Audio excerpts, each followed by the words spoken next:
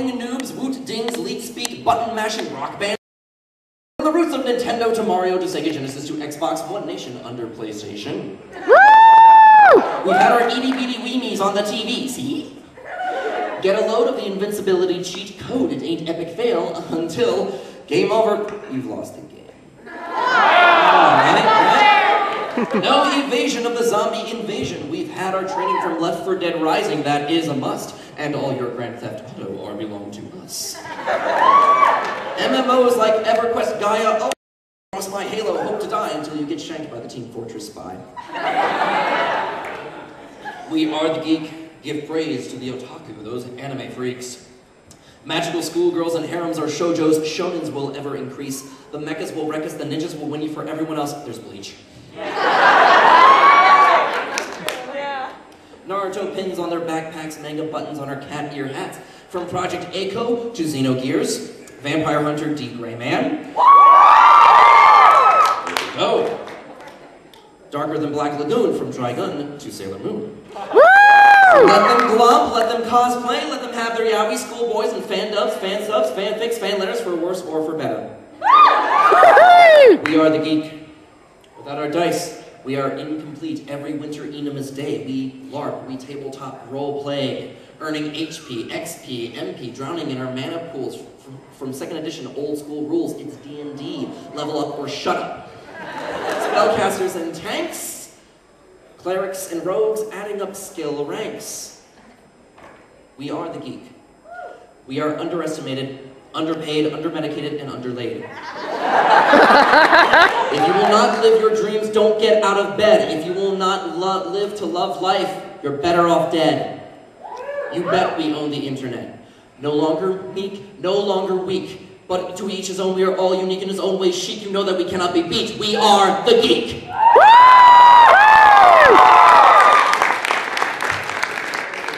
Punching themselves that they don't kill everything they're around. Honestly, that's moronic. I love hamburgers. I don't stand in the middle of the pasture with a bunch of cows, bottle of A1 steak sauce, and a spork.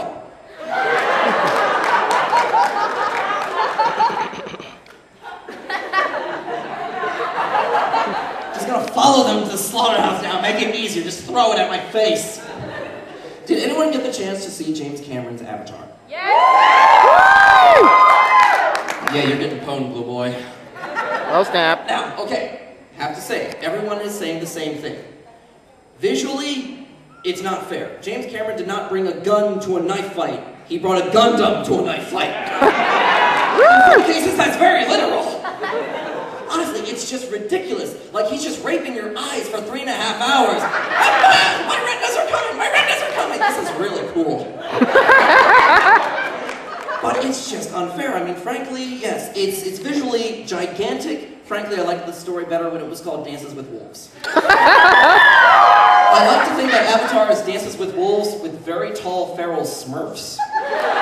If anything, the story of Avatar is Pocahontas with night elves. It looks like we got plenty of seats up here in the front if anyone wants to come in, squeeze in. It's all fun and games. Okay, we got Troy coming up to do that. Honestly, it looks like StarCraft invading Warcraft. Yeah. No one sees that? No? Okay, all right, let's try this. So the main character spends the entire movie stuck in a chair and in front of a computer.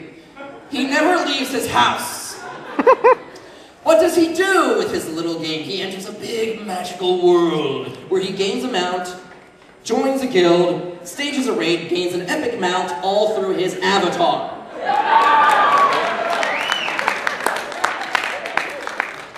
This was just a gigantic pitch to Blizzard. First time we see James Cameron in 10 years. Where have you been the last 10 years? Northrend. So, of course, I talk about geeky things, I talk about bizarrities, and everyone thinks that I'm a geek-specific stand-up comedian first. That's wrong. I'm a geek first. It's not that I'm trying to wean the rest of the world into the geeky things that we do, the anime, the comic books, the manga. I translate everything into a geek way so I can understand the rest of the fucking world. I was awarded the Nobel Peace Prize. And NASA launched a satellite at the moon. Now, not to fly around and take pictures of the moon. We know what the moon looks like. We literally threw something at the moon. This was like in kindergarten, someone walks by and says, why'd you hit him? I don't know! And of course, I think that these things are interconnected. They have to be connected for a reason. There's a word for people who believe that the entire world is a giant conspiracy aimed against them. It starts with a P, and that word is perceptive. That's right. Honestly, the whole idea, this is part of Barack's plan, all right? He's pulling out of 2 wars in the Middle East, because we're going to regroup, and we're going to attack America, and thus the world's true nemesis. The moon! It's been there long enough, sometimes it vanishes on us. We have to make sure it's being consistent. Afghanistan was just a warm-up. This is it, finally. We are attacking the moon because Barack is anti-werewolf. Michelle Obama is Team Edward. Who knew? Apparently Barack saw the 2nd season of Gurren Lagann. His whole idea is to go up, punch the moon, discover the gigantic moon mecca, and get the head to simply lower upon the Middle East. Saudi Arabia will look up and think their last days is Majora's Mask. It's like the set to Soul Eater. It's the angriest moon ever. You don't even know where the blood's coming from, but it's just screaming at you. I've never read that the otaku generation opposed to the outside world. It normally forms around video game rooms where there's no natural sunlight, usually only one exit. It's called constant. We have to talk about constant because it is a very real and sometimes very palpable issue, okay? I have been to conventions where people will slam 15 people into a hotel room that can fit about 5.